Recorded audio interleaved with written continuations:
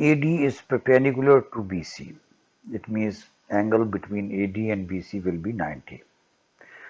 सब चीज़ें लेबल भी हैं एंड गिवन भी हैं. Here you can see angle BAC वो भी 90 है आपके पास, और ADC दैट इज 90. अगर ADC 90 है तो डेफिनेटली आपके पास ADB भी 90 ही होगा.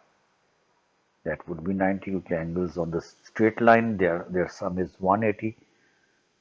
या AD is perpendicular to BC, तो दोनों के साथ ही perpendicular है तो 90 होगा. First question looks quite easy. उसने कहा जी फाइंड BAD. अब BAD जो है एंगल, अगर यहाँ पे मैं लेबल के पास ये वाला एंगल बनता है, तो एंगल BAD जो है that you can find it by two ways. एक मेथड तो ये है कि if you consider this triangle, ये वाली जो आपके पास राइट पे ADC ट्रायंगल बनती है, अगर आप इसको देखते हो ये वाली ट्रायंगल को,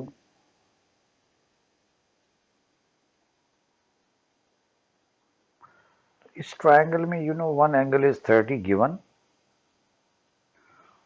और जो दूसरा एंगल है वो तो 90 है. ये राइट एंगल ट्रायंगल है आपके पास.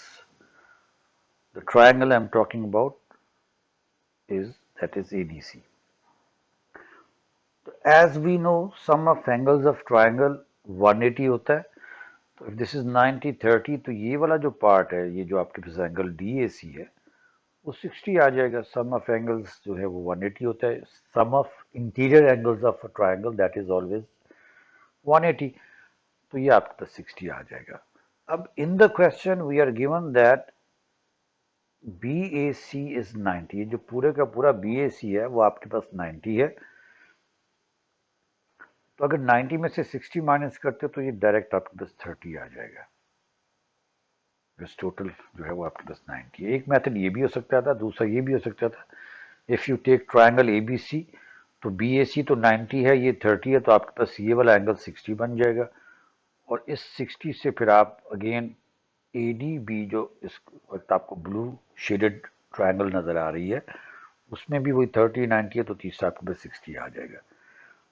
सॉरी, ये 60 आ गया तो उससे आपके पास वो BAD 30 आ जाएगा.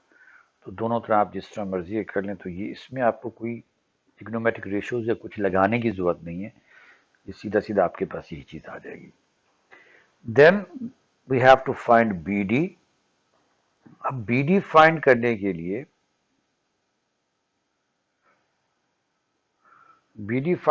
के लिए यहाँ पे मेरे ख्याल में हमें कंसीडर करनी चाहिए ट्रायंगल ADB. मैं उसको सेपरेट आपके लिए बना देता हूँ, लेकिन आपको ज़रूरत नहीं है इसको सेपरेट बनाने की. आपने सिर्फ ही, मैं आपके रेफरेंस के लिए बना रहा हूँ, आप सिर्फ उसी पे फोकस कीजिएगा. तो जो लेफ्ट पे यहाँ पे ब्लू में जो ट्रायंगल आपके पास लेबल्ड है ना, उसको आप देखें थोड़ा सा. तो ये आपके पास कुछ इस तरह की ट्रायंगल बन रही है. इसको मैं लेबल भी कर देता हूँ. तो ये आपके पास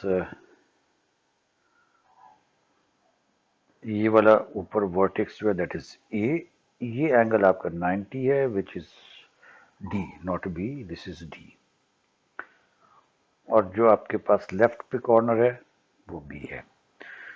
20 सेंटीमीटर गिवन है. अभी हमने ये 30 फाइंड किया है फर्स्ट पार्ट में. BAD हमने फाइंड किया. अब हमने BD फाइंड करना है. तो BD फाइंड करने के लिए जो BD ये है that is opposite to the angle 30 given. जो एंगल उसके सामने है इसको हम ऑपोजिट भी कहते हैं, या दूसरी लैंग्वेज में हम इसको परपेंडिकुलर बोलते हैं. And the angle the side opposite the angle 90 के सामने वाली साइड को हम क्या बोलते हैं, दैट इज कॉल्ड हाइपोटेन्यूज. तो ये आपके पास हाइपोटेन्यूज हो जाएगी. सो परपेंडिकुलर ओवर जो हाइपोटेन्यूज होता है वो हमेशा साइन होता है. In other words BD